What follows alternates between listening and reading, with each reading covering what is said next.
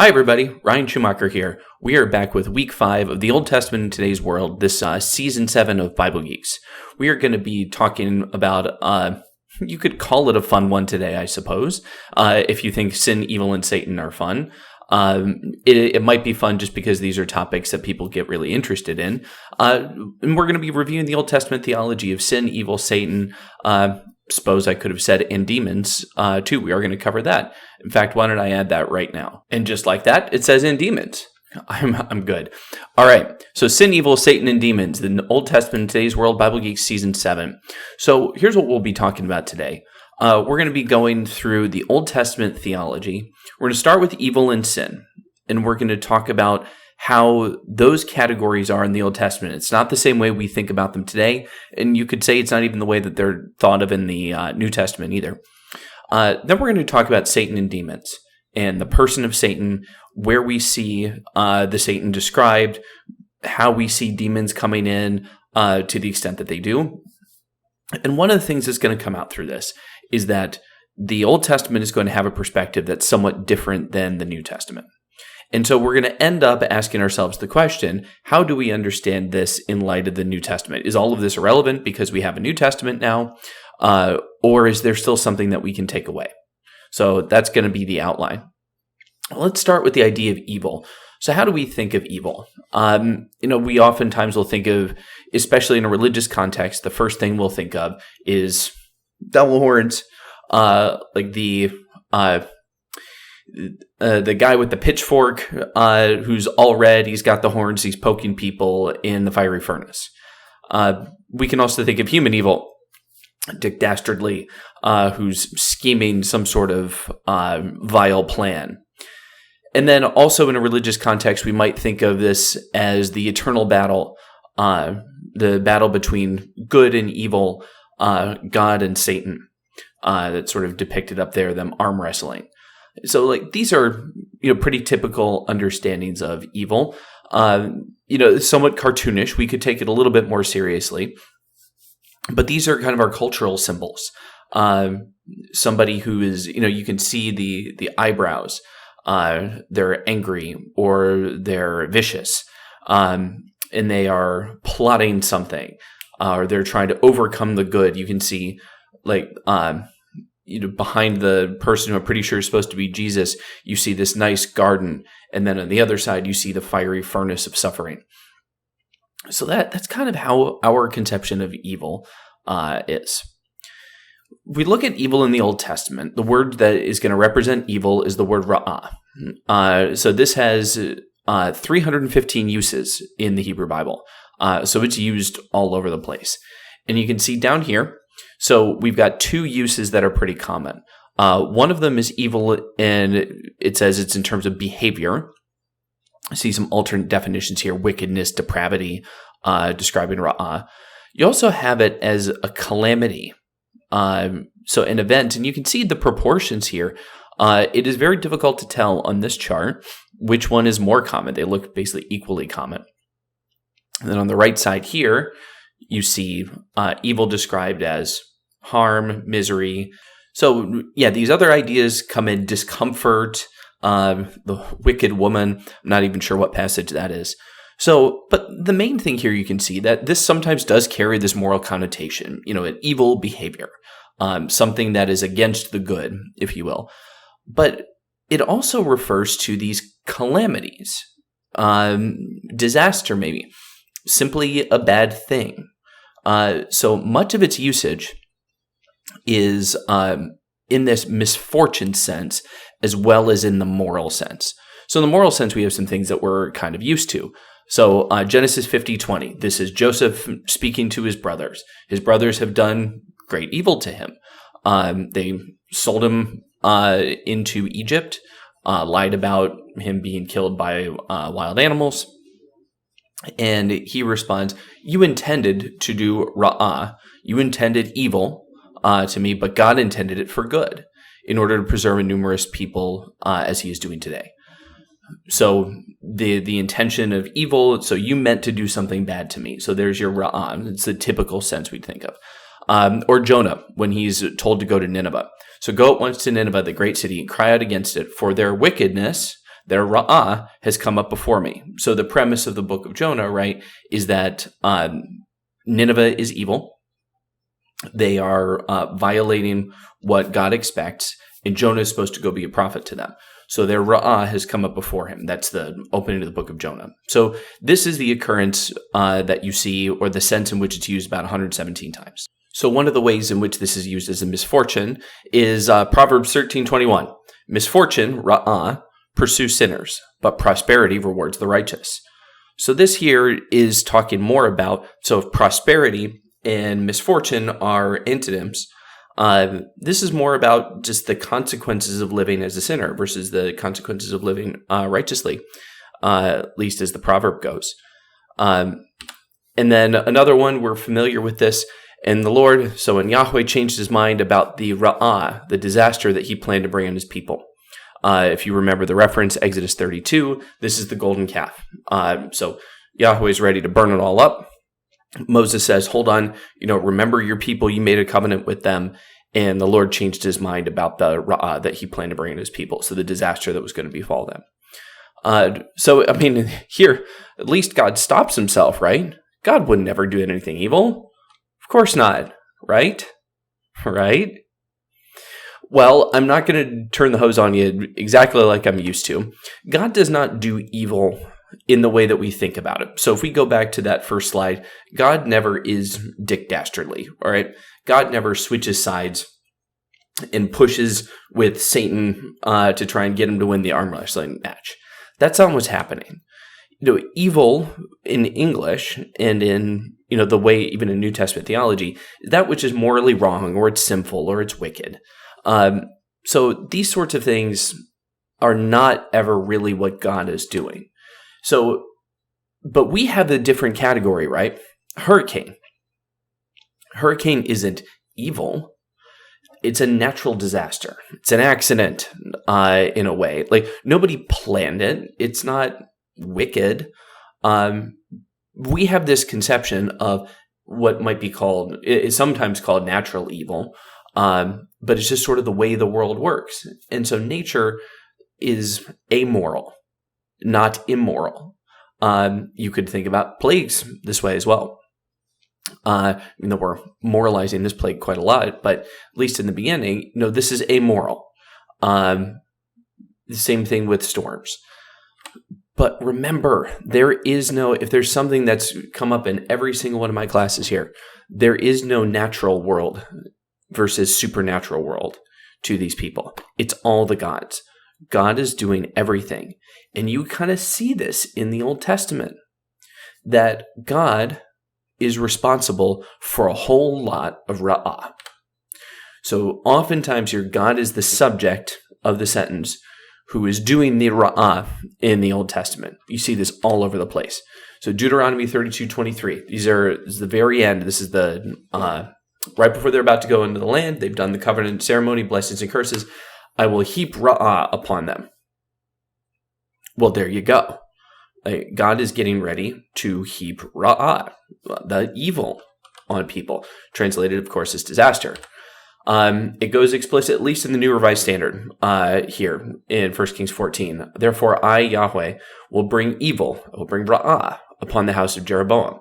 Jeroboam being one of Solomon's sons. And so, or was he a son of Solomon? I believe so. He was so Rehoboam was one of Solomon's sons, but Jeroboam came up from Egypt. This is the division of the kingdom. He will bring ra'ah upon the house of Jeroboam. That's Yahweh. 2 Kings, thus says the Lord, I will indeed bring disaster, ra'ah, upon this place. 2 Chronicles, the Lord has put a lying spirit in the mouth of your prophets. The Lord has decreed ra'ah for you. So the lying spirit is the means by which the ra'ah comes to the people. Amos 3:6. It hardly gets more clear than this. Is a trumpet blown in a city and the people are not afraid? Does ra'ah befall a city unless the Lord has done it? So there's your worldview dividing in. Everything was the gods. There's not this supernatural distinction. God is doing every single thing all the time, including the ra'ah. But What that means, though, is that this is a different idea than we think of when we think of the word evil. So, given that the underlying word is the same, your translators are doing a whole lot of helping for you to sometimes make it wicked, and sometimes make it disaster, and sometimes make it evil, and sometimes make it wicked woman, whatever it said, misery. So your translators are helping you a lot, but in so doing, they're covering up this worldview difference, that our moral categories are different and they're not reflected in the Old Testament the same way. So to get an understanding of what their categories were like, the way that they really understood ra'ah, and how God could ra'ah them and yet still be morally good. Because there's never any repudiation of the goodness of God. So let's look at how good, tob, the opposite of ra'ah, evil, are used in the Old Testament, and see if that comes out. So if we put ourselves in the mindset of the good for a second, when I say, what's the first time in the Old Testament you can remember the word good being used? It's very, very, very early. I guess as a lot of you have it, I will bet that you're thinking of, and God saw that it was good, from Genesis 1. God saw that it was tov. So this is the phrase that's used very often, 6 times, I believe, in Genesis 1, where God has taken chaos and he's brought order to it. God has taken non-being and he's given it being. God has given disorder function. So God would make something and then see that it was good, and he'd make something else and see that it was good, and make something else and see that it was good. So the good in Genesis 1 is that which is ordered, and the ra'ah is that which is disordered. It is the breaking of the good order. So order is used here in Genesis 1 in the physical sense, but we also see it in the social sense. It shows up as sort of an ordered cosmos and an ordered society, following the rules. These things are good as well. Following the covenant is tob, and not following the covenant invokes the ra'ah of Yahweh. So disordered cosmos and disordered society, so natural disasters or disobedience to the law, these things are both ra'ah, or cause ra'ah even. So God brings both order through creation, the law, covenant blessings, everything, and disorder, the flood, covenant curses. But you see here that the ra'ad isn't wickedness as much as it is bringing disorder upon that which is ordered. Or perhaps in the case of the Israelites, you might see they have broken the relationship on their part, and God is punishing them for the broken relationship. So, ra'ah is disorder, tob is order, as opposed to the same kind of moral dualistic categories that we have. So the Old Testament's focus is on the goodness of order and the despair that's caused by disorder. Sin in the Old Testament, then, is thought in a very similar way. That which violates the order that's expected in the relationship between God and humanity. So God sets out these covenants. Those are tob. And then if you are violating the covenant, then in comes the ra'ah. So blessings are where everything's going well. It's all what's agreed upon. Everything's being followed. There's prosperous and bountiful blessings. Everything could be as far from chaos as you could conceive of it. Everybody's clean when they go to the temple. The sacrifices are being made. They are keeping the Sabbath. They're keeping the law, etc., etc. Everything's good. And then the curses come in when this is violated. The disaster comes in when disorder enters the relationship. And so there's famine, there's pain, there's suffering, there's anguish. All of these things come about as a result. So the things are now disordered. And so in the Old Testament, in this, if you follow the categories here, sin does not result in eternal damnation to hell. So we will often think of sin as being that which has an impact on our eternal destiny. That's the way that Christians will typically think about the idea of sin. Sin in the Old Testament results in alienation from God. And it's not that those two things are different, at least at one level, because we think of, we sometimes say, oh, hell is the absence of God. It's like, well, yes, that's not the same thing as the Gehenna that you see in the New Testament. There does appear to be this fiery furnace sort of idea, but it is separate from God. That is also true. But think about this in the Old Testament, some of these examples. Departure from the Garden of Eden, the one I have right here. Very clear one. The violation of the order that was governing the relationship results in the separation from God. The dying out of the unbelieving generation in the wilderness. They violated the premise of the relationship, and then they wandered around until the whole generation was gone, separated from God. The capture of the Ark of the Covenant by the Philistines. So the Israelites thought, we're just going to bring our secret weapon and we're going to run this out. But God wasn't pleased with how they did it. And in fact, the Philistines captured the Ark, and the presence of God was removed from the people. And of course, the exile to Babylon. So all of these, alienation from God is as a result of their sin. They become separated from God, and they no longer have that relationship. And indeed, the Shekinah glory never returns to the temple after the exile. So that separation endures. The ultimate sin has occurred. The relationship is broken. And God is no longer with his people, walking among them, living among them, not until Jesus comes back. So it's hard for us to really get our heads in this mindset. But in Old Testament theology, this is largely due to the premise of the Sinai covenant. But obedience meant blessing right here, right now. Disobedience meant cursing right here, right now. You can see in those examples that we just talked about, there is a back and forth, a dialectic in real time between God and the people of Israel. When they are obedient, they are blessed. When they are disobedient, they are cursed. And the disobedience results in the ra'ah from the Lord, that disaster coming from God. They weren't, as we often think of, storing up good deeds or bad deeds for some ultimate weighing in the balances to determine their ultimate destiny. That's just not how they thought. They're living in the present, looking for present blessings from Yahweh, because that was their relationship, that was their covenant. After all the dead went to Sheol, the realm of the dead, the good and the bad. There wasn't this idea of a final judgment in the Old Testament where you would have the righteous who get rewarded and the wicked who get damned. Everybody goes to Sheol. And so the sin is the violation of the relationship right here, right now, when you were living for the present blessing of Yahweh. This theology of a general resurrection, that comes later. That is not an Old Testament theological premise.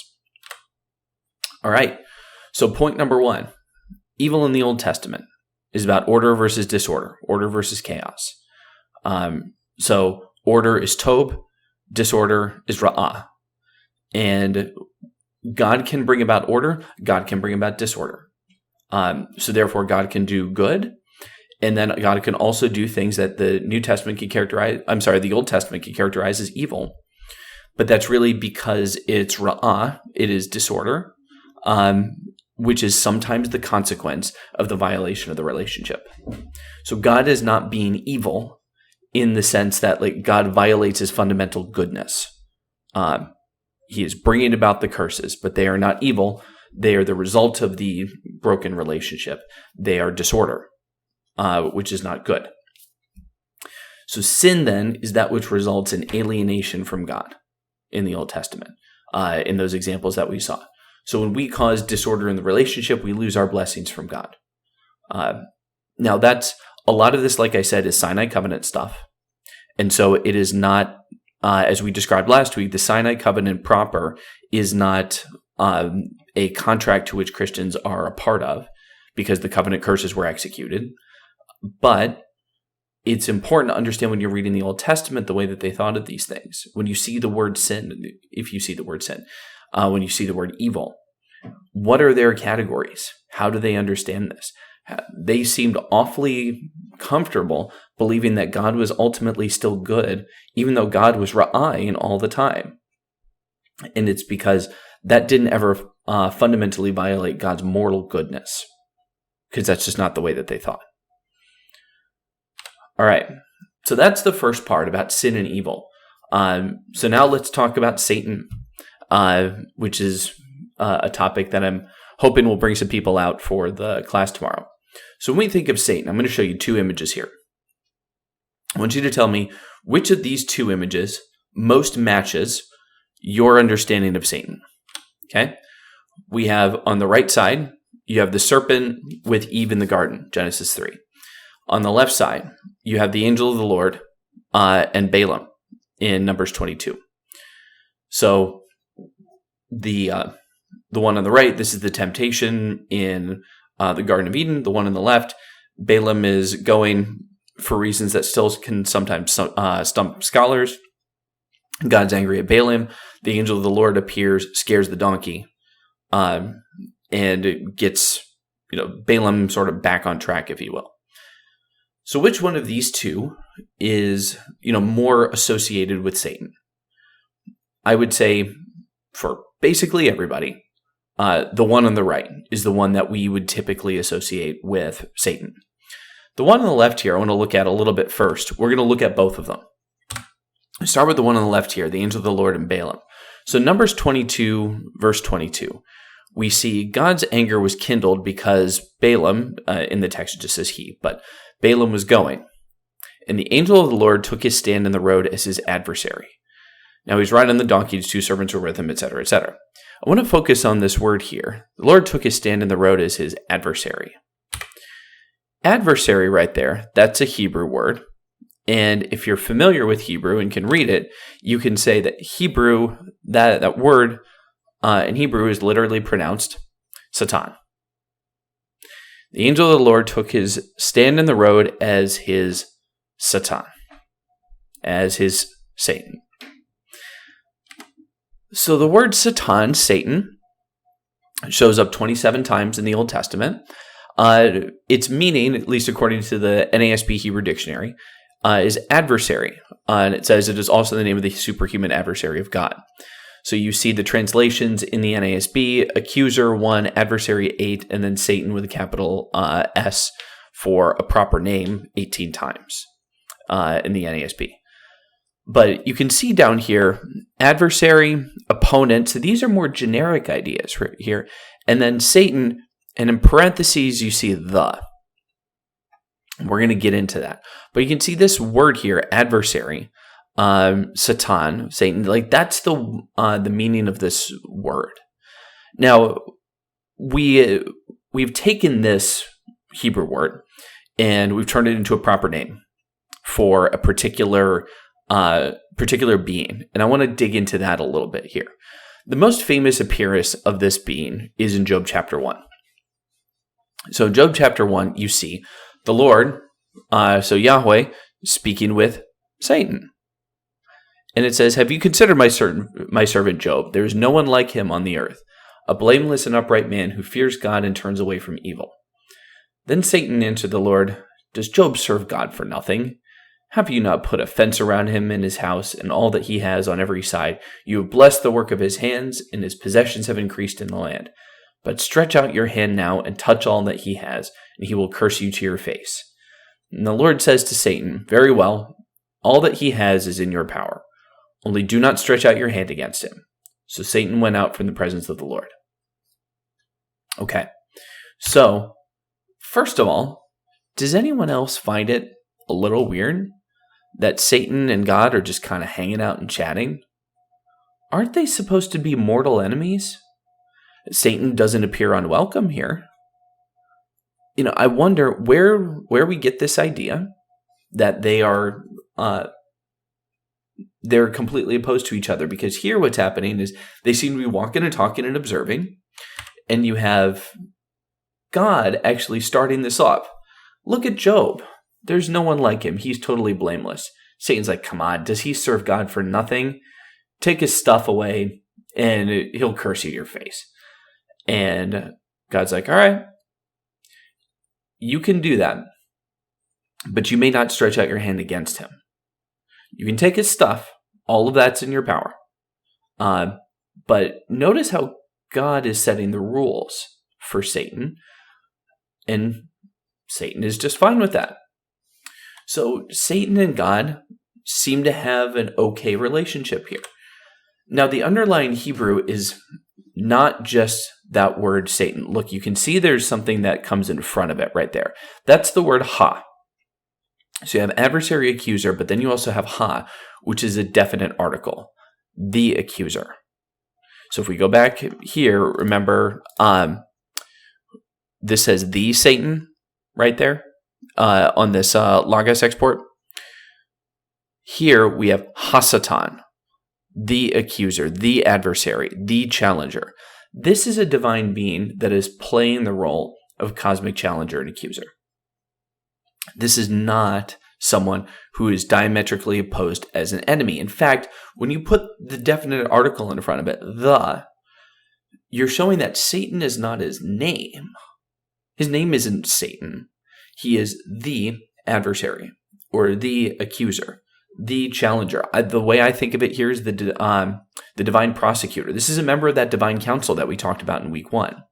Someone who is among Yahweh's assembly, who is speaking with Yahweh and commenting on the state of things in the world. So the accuser in Job here has no independent agency. I have to stress this. Satan says Job will turn away if God stretches out his hand in verse 111. Remember, Satan says, stretch out your hand now, touch all that he has, he's going to curse you to your face. And God then deputizes Satan in the next verse. The Lord said to Satan, very well, all that he has is in your power. You just can't stretch out your hand against him. So you can touch his stuff, can't touch him. So that's what we see. And then Satan can carry that out. You see this again in chapter 2. The Lord said to Satan, so they go through this thing again. So Job doesn't curse God, and then Satan's like, yeah, take his health from him. And the Lord said to Satan, very well, he is in your power, but spare his life. So you see, Satan isn't going out there coming up with this on his own. He's talking to God, and God sets the rules of engagement. And even Satan's like, if you stretch out your hand against him, and he's like, all right, you can go stretch out. You are then permitted, deputized, as essentially the left hand of God. You can go and do this, but here are your constraints, and Satan carries them out. And the same thing, Satan operates within the constraints that God gives him in the Old Testament. He's not an independent evil entity who's out there possessing or trying to say like, ooh, I'm going to go get God. No, he's operating within circumscribed parameters. They're not competing. They're cooperating. And that's a very interesting thing for us as Christians, the way that we typically conceive of this. They are in cooperation with each other right now in the book of Job. So the angel in Numbers 22, this divine being in Job 1, they are both Hasatan. They are both the Satan. So this means that it is not a proper name, like I said before, in the Old Testament. It's obviously not even the same character. At least we don't think so. The angel of the Lord, the Malach, and the Satan. So the accuser in Job 1 is a divine being in the heavenly court, acting as the prosecutor against Job. After chapter 2, this character disappears into irrelevance. Satan just goes away. God comes in, and Job talks to God, and Job holds God accountable. Where are the brothers? The brothers. Where are the friends talking about the spiritual warfare aspect of it? Where's Job saying, "Oh, it's Satan who's after me, attacking me"? No, he takes it up with God, and God takes full responsibility. So there is not this spiritual warfare thing going on where God and Satan are not in an arm wrestle over Job. They're cooperating. They're not competing. Satan is there at the beginning to help set the stage and then disappears. God takes full responsibility for everything that happens. God provides constraints. That's how this works. I I will also defy you to find any other example that doesn't uphold this in the rest of the Bible. I'm pretty darn sure that is the dynamic between God and Satan the whole time. So references to Hasatan in the Old Testament then are not the devil that we meet tempting Jesus. At least we don't think so. So because this is a title. So, I mean, is it possible that the angel of the Lord and the accuser in Job chapter 1 and the tempter in the desert are the same? I suppose so. But they're certainly not playing the same role. It is a generic adversary as opposed to the chief of demons, if you catch my drift here. All right, but Ryan, clearly Satan tries to undermine God, right? I mean, you just said you defy me to find an example of where the relationship between God and Satan is that of competition versus cooperation. How about the Garden of Eden? Adam and Eve are tempted to defy God. They're separated from him forever as a result. God had a plan. Satan comes in, messes that up. Isn't this as clear an example as you could come up with? I mean, Satan was obviously the serpent. Obviously. Right? Let's take a look at this, and then we'll come around to it. But we're going to go by way of ancient Near Eastern context again. We need to get ourselves into the understanding of the way that the ancients understand serpents. And then we need to look at the text. In the ancient Near East, serpents were thought of as semi-divine entities, at least in a lot of their religions. They're often associated with mischief and chaos. You'd see this in a few places. In the Gilgamesh epic, this is fascinating. In the Gilgamesh epic, Gilgamesh finds the plant of life. Okay, what's in the middle of the Garden of Eden? The tree of life. Then in Gilgamesh, you have the plant of life. And in Gilgamesh, the plant of life, as soon as Gilgamesh obtains the plant of life, it is stolen by a serpent. This plant of life was going to lead to everlasting life. This is just like the tree of life. And it's taken by a serpent. Serpents also guard the netherworld. Okay, this sounds a little bit like our understanding of the devil, Satan, being Lord of Hell. So there's precedent for this in the ancient Near East as being represented by serpents. In Egypt, you have the serpent kind of like a chaos creature. There's a serpent every morning is trying to swallow the sun.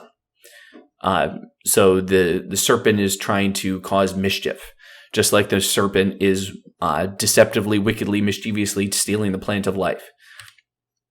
In the Canaanite religion, you have the Leviathan, the sea serpent, that is the chaos creature, the chaos monster in the seas that has to be tamed by the gods. Serpents causing trouble in primeval that meaning early, meaning like creation stories. In these primeval stories, it's not at all unusual in the ancient Near East. Snakes are messing stuff up all the time. This is typical.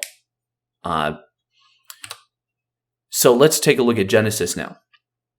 Let's get some of the context in Genesis. Seeing that, so now the serpent was more crafty than any other wild animal that the Lord God had made. So here what we see in the text in Genesis, the serpent is one of God's created creatures. It is described as a wild animal. Nothing more. Wily, cunning, but not called evil. All right. I want to, it's not raw. I want to ask you something. If the point of the story was to say that there is a cosmic adversary representing evil that was at war with Yahweh, the introduction of that character would probably look different than this. More crafty and wily than any other animal that the Lord God had made. Here's an alternate introduction. And then the prince of evil came upon the serpent in order to disrupt the goodness of the creation that the Lord God had made. It sounds a little bit different, but that's not what we get here. We just get that this is a wild animal that is crafty, is wily or cunning, not ra'ah, not evil. The Hebrew word to describe it is nahash. It is the generic word for snake or serpent. It is also used, though, to describe the Leviathan, the chaos monster that is seen in Job.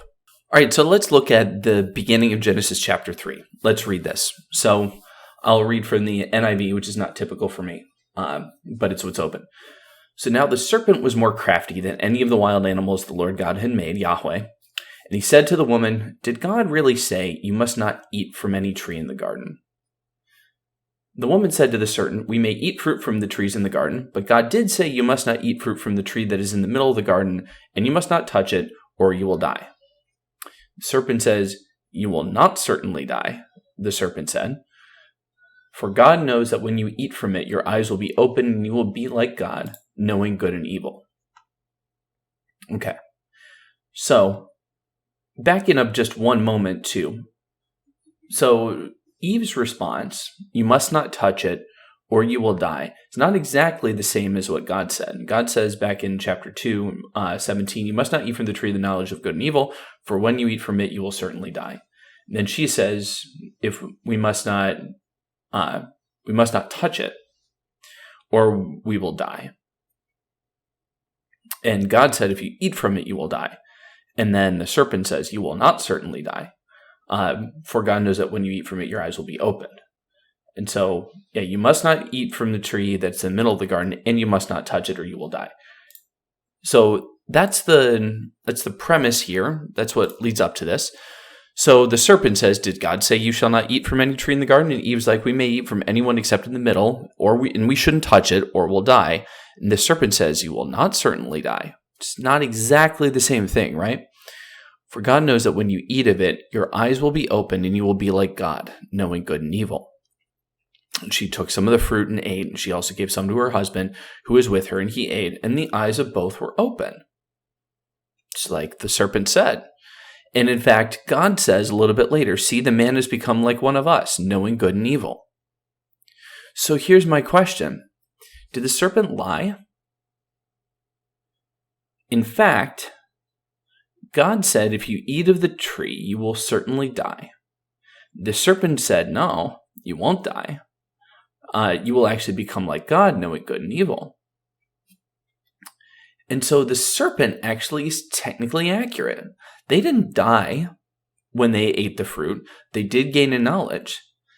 However, this was kind of misdirection, misleading, troublemaking, word games. "You will not certainly die." He notices Eve didn't exactly say the same thing that God said, and he goes with that opening. Touch it and die. No, no, no, no, no. That's not what's going to happen. In fact, when you eat of it. Now, did death come into the world at that point? Well, yes, but differently, right? So they lose access to the tree of life by being driven from the garden. And so death enters the world at that point for humanity because they're cut off from the tree of life. So God didn't lie either, but God is telling them the effect of what's going to happen in a different way than the serpent is. So the serpent here is being a little manipulative. God's like, "If you eat from that, you will certainly die." And then the serpent's like, "Hey, what did God tell you?" And then Eve gives a not exactly the same answer. And the serpent is able to, leverage that and say, no, you touch it, you're not going to die. In fact, you're going to get knowledge. That wasn't false, but it did lead to them being cut off from the tree of life. Therefore, they are cut off from life eternal. Therefore, death enters the world. So, in fact, they did die. But it wasn't like this immediate effect. So there's this manipulation going on here. The serpent gets doubt. That's what the serpent gets. This inspires Eve's actions. And as John Walton says, deception, misdirection, and troublemaking are all within the purview of chaos creatures. This is in the book that we've been talking about, Old Testament theology for Christians, page 212. This is just like the mischievous serpent that steals the plant of life in Gilgamesh. The tree of life is taken from humanity by the wily serpent. So does the text here describe the serpent as Satan, or even the Satan? It doesn't. It is the Nahash. It is not the Satan. Does any other text in the Bible anywhere else describe the serpent as Satan? In no other text is the serpent in Eden identified as Satan. Now, you may think of one. There's a possibility. And that possibility could be from Revelation. Revelation 12, verse 9. So the great dragon was thrown down, that ancient serpent who is called the devil and Satan, the deceiver of the whole world. He was thrown down to the earth, and his angels were thrown down with him. Many people will point to this. However, I want to put this in context. In fact, I'm going to do one of those risky things right now. We're going to go to Revelation 12, and I'm going to pull this over. We're going to pull the workbench up. Yep, Logos Bible software. All right, so Revelation chapter 12, a great sign appeared in heaven. A woman clothed with the sun, and with the moon under her feet, and a crown of 12 stars in her head. She was pregnant and cried out in pain as she was about to give birth. Then another sign appeared in heaven, an enormous red dragon with 7 heads and 10 horns and 7 crowns on its heads. Its tail swept a third of the stars out of the sky and flung them to the earth. The dragon stood in front of the woman who was about to give birth so that it might devour her child the moment he was born. She gave birth to a son, a male child, who will rule all the nations with an iron rod, iron scepter. And her child was snatched up to God to his throne. The woman fled the wilderness to a place prepared for her by God where she might be taken care of for 1,260 days. And then war broke out in heaven. Michael and his angels fought against the dragon, and the dragon and his angels fought back. But he was not strong enough, and they lost their place in heaven. The great dragon was hurled down, that ancient serpent called the devil or Satan, who leads the whole world astray. He was hurled down to the earth, and his angels with him. Okay, so that right there is what you would call an apocalyptic vision, right? This, let's stop, because we think we know what this means when we're listening to it, okay?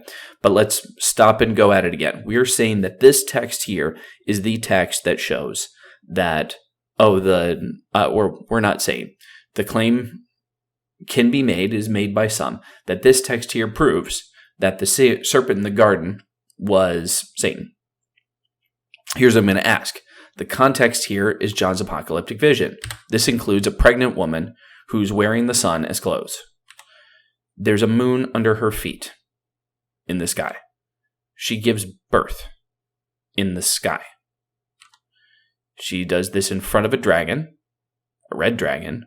This dragon has 7 heads and 10 horns. Thought it was supposed to be a snake. He's called the ancient serpent, I suppose, whose tail sweeps 1/3 of the stars of heaven onto the earth. I mean, this is a fantastical account. This is not history. This is an apocalyptic vision. There's a whole lot of weird stuff going on right now. And indeed, this does not, the only connection is that it says the dragon, that ancient serpent. And the word serpent is then brought back and say, oh, like the serpent in the garden. Well, why would you believe that? Just because it says the word serpent? Just because he's opposing God? Well, we actually didn't even get anything in the text that said that the serpent is opposing God. Serpent's causing trouble. But, this here, I can understand how someone would get there, but it's the only part that we would be taking as history, rather than trying to understand this all within the context of the apocalyptic vision that John is having. So now, regardless of your opinion on Revelation chapter 12, it is inarguable that the Genesis text doesn't describe the serpent as Satan. The word doesn't appear. The serpent plays a role similar to that of the chaos creatures. He is not evil in the adversarial sense, but a purveyor of disorder. He's sneaky and he's a jerk, but he's not out there as the enemy of God. The text doesn't say that. And no Old Testament text says that. And I would say no New Testament says the text identifies the serpent that way. And incidentally, by the way, as a chaos creature, there's not any worry about how the snake could be talking, because chaos creatures talked, at least sometimes. It's this different category that we don't even think of anymore. Now, is there any indication in the text that this serpent has a really thought-out plan to destroy God's plan? No. It's not scheming diabolically. It's more consistent with chaos than an undermining devil. By the way, going back to that Revelation 12 text on this one, this divine war doesn't take place at the beginning of Genesis either. If the serpent is truly a chaos creature, then neither his contradiction of God's statement nor his deception about the consequences is part of a malicious agenda. Chaos creatures are simply disruptive. They just cause mischief, not evil. There's a difference there. So in the ancient Near East, this category of chaos creature, which I'm contending is more how the serpent functions, is one that just causes trouble, is a nuisance. Now, this was a very significant nuisance, but indisputably, though, on the idea of the nuisance, the serpent is a minor character in Genesis 3. Shows up, says a few lines, goes away. It's kind of like the accuser in Job 1. Shows up, says a few lines, and then goes away. The point of the story isn't about the serpent. The point of the story is about how humans are prone to doubt. We're fickle. We don't trust God. We're entirely capable of rationalizing why we should do something we know not to do. That's what's coming through in the text. The focus is not on a cosmic evil bent on enslaving humanity in hell due to its sin and disobedience. That's not the point of the story. And remember the premise of the class.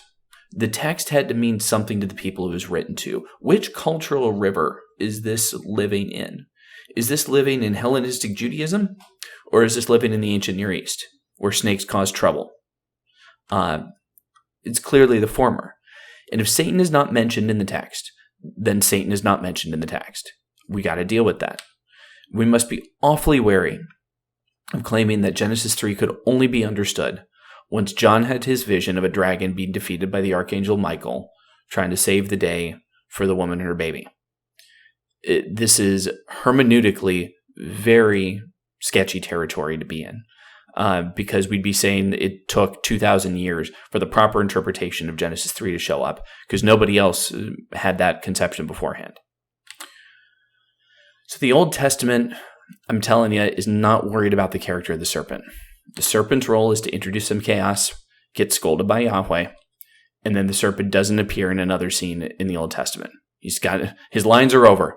If you were to be cast as the serpent in the drama of the Bible, you would show up, you'd say a few things, and then you'd be able to go home after scene 1, or maybe scene 2. The Old Testament is worried about the loss of the presence of God with humanity.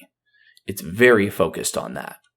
And in this sense, it's following the Old Testament focus of sin as primarily being on alienation from God. So that's the focus here. Now, to be sure, I want to make sure I acknowledge this. Jewish writings eventually do end up associating the serpent with the devil creature. That does happen, but it comes much later. It comes in the pseudepigraphical literature, in the apocalyptic. The writings in between the building the second temple and the coming of Jesus. So this is not canonical. This is not Bible as far as we are concerned. But you do see in the wisdom of Solomon, you see, for God formed us to be imperishable. The image of his own nature he made us. It sounds very much like Genesis 1. But by the envy of the devil, death entered the world, and they who are allied with him experience it. Okay, so the envy of the devil, death entered the world. You could say that this is even not explicitly like naming the serpent, but you kind of get it. Like that's what this is talking about, because it's talking about how we were formed, and then death entering, the cutting off from the tree of life by the devil. And so who is that? Well, you'd say the serpent. All right, so I do want to say this, that these ideas do come up in Judaism, but they come during that intertestamental period. They come between the Second Temple and Jesus, and they're in the literature that is not described as canonical Hebrew Bible. We'll talk a little bit more about where the influence for that might have come in a bit. But that's what I want to say about Satan. I do want to have a brief excursus on demons in the Old Testament. So we think of demons as the henchmen of Satan. Satan's the devil master. We just looked at this in Revelation 12. Michael and his angels fight the serpent, the dragon, and his angels. The Old Testament doesn't know anything about this. There's no conception of evil spirits being directed by a head demon or a head devil in the Old Testament. There's actually not even a word for demon, something that we would regard as the evil spirit, in any of the cultures of the ancient Near East, nor do we see it in the Old Testament. They don't have that category the way that we do, the way that you might see in the New Testament, where there's people who are demon-possessed is the word that we understand. Now, daimon, the Greek word, is a source for our word demon. These are spirits that can be good or bad. They don't have to be bad. They can be good. They're just spirits, and spirits behave the way that spirits behave. Now, there's some entities in the Old Testament that we could call evil spirits. It's unlikely these are demons in the sense that we think about, the minions of Satan. So one of them could be Azazel, the goat demon that is mentioned in Leviticus 16, where the goat is sent out from the Day of Atonement into the wilderness for Azazel. Now, Azazel inhabits the wilderness. This is an indication, and Azazel plays no part. He's just referred to. Sort of like Behemoth and Leviathan. Behemoth of the desert and Leviathan of the sea. Azazel of the wilderness seems to be playing more of the role of the chaos creature. The chaos creatures, which are, they're instinctual. They don't have volition. They're not good or bad. They're just troublesome. Good or bad in the sense of morally good or bad. They're amoral. And here, the reference, without going into too much here, but the reference is much more like the ancient Near Eastern idea of the chaos creature than of some sort of vile spirit that's living out there. That's much more consistent with the ancient Near Eastern cultural context. There is also the lying spirit in 1 Kings 22. Yahweh is bringing judgment. He holds court in 1 Kings 22 among the divine beings and says, who shall I send as a punishment? There's some ra'ah going on. And a spirit pops up and says, I will be a lion spirit in the mouth of the prophets. And Yahweh says, make it so. So this spirit does incite evil, but he does so at the pleasure of Yahweh. He's not doing so autonomously. In fact, this is just like Job chapter 1, where you have a spirit deputized to carry out what Yahweh wants to have carried out. In both cases, Yahweh assumes full responsibility for what's going on. It all comes from Yahweh, even if it is through Yahweh's designated representatives. So I want to go over none of the spirits, none of the ones that I just described, or any others in the Old Testament, are named as enemies of God. Just they're not talked about that way. They're not recorded as having a chief. They do not have any relationship with any Satan, much less the Satan. They don't act on their own intentions. Everything is always going through Yahweh. There's no indication they're outside of God's control. In fact, there's every indication they are within God's control. Yahweh in the Old Testament is the source of the plagues and disaster, the ra'ah, just as he's the source of the good. And the buck stops there. There's nothing, there's no different category of a Satan who's sending out demons at war. You could say Daniel chapter 10 has the prince of Persia who is waylaying Michael, I believe. But without getting into that too much, you never see a situation where any spirits are allowed to operate outside of the intention or will of God. And so that's just the way that the Old Testament goes. So where'd this idea come from on demons? Well, we don't know, but Zoroastrianism is actually a pretty good bet. So Zoroaster or Zoroastrianism is Persian. It's a Persian religion.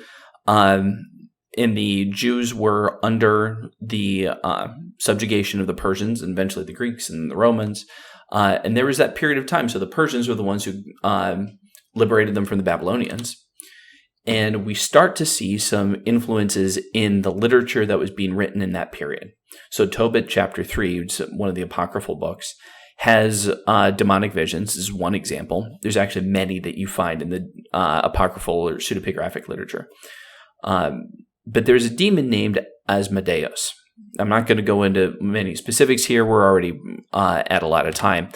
But scholars believe that Asmodeus is an amalgamation of Asma and Devas from the Persian. Asma being an archdemon, Deva, in Zoroastrianism. So we're seeing the influence of that religion in the writings. These are not canonical writings. These are not Hebrew Bible. But they are writings that the Jewish people may be familiar with.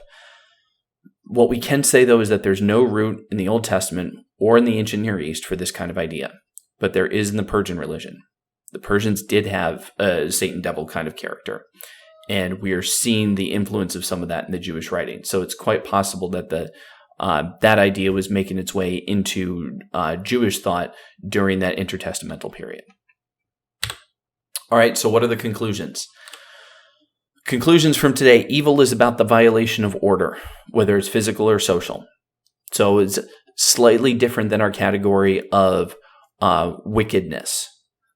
This helps us understand passages about God bringing about evil, God bringing about ra'ah. It's about the disorder, which, when God brings the flood and causes a recreation, that's disorder. Sin was when we disrupt that order, which could lead to our alienation from God's presence. The focus was on human order and blessings and curses, not restoration of the cosmic order. That's a New Testament concept. So it was blessing or cursing right here, right now, in the present, not some sort of future situation that they're trying to get towards, like the heaven or hell that we will think of.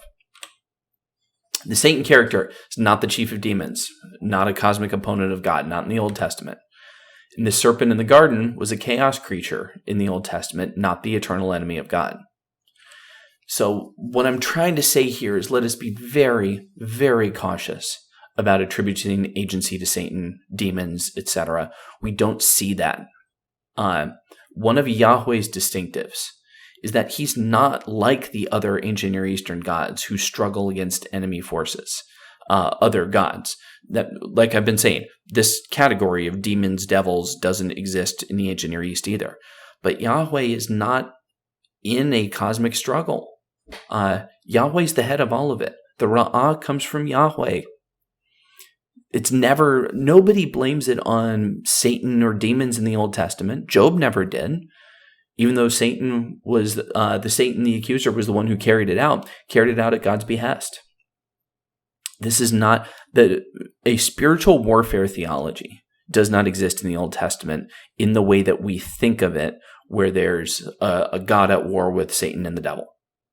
And demons. That is not Old Testament theology. That doesn't show up anywhere. So none of these forces is ever autonomous. They all work for God.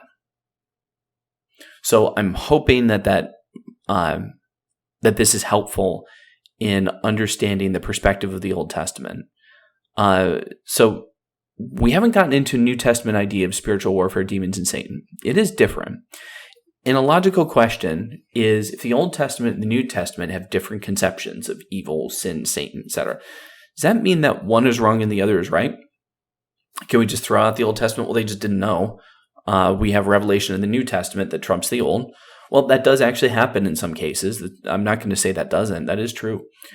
But what do we do with this Old Testament stuff in light of the New Testament? So I'm going to put aside any sort of reservations about what the New Testament theology of Satan or the devil or demons is in the New Testament. We'll just assume that they're different. Remember that, like I said this before, the text meant something to the people at the time. It was written in their context and their culture. There had to be a meaning. And I think what's going on, that meaning is being used to communicate some truths to us right now. And both the Old Testament and the New Testament are communicating to us, but we have to get into the cultural context and then understand what was being said. So just because they're different doesn't mean they're contradictory. Evil is disordered against the goodness of creation. Evil is also an affront to God. Both of these things can be true. I don't see why they can't both be true. Sin causes alienation from God. We believe that.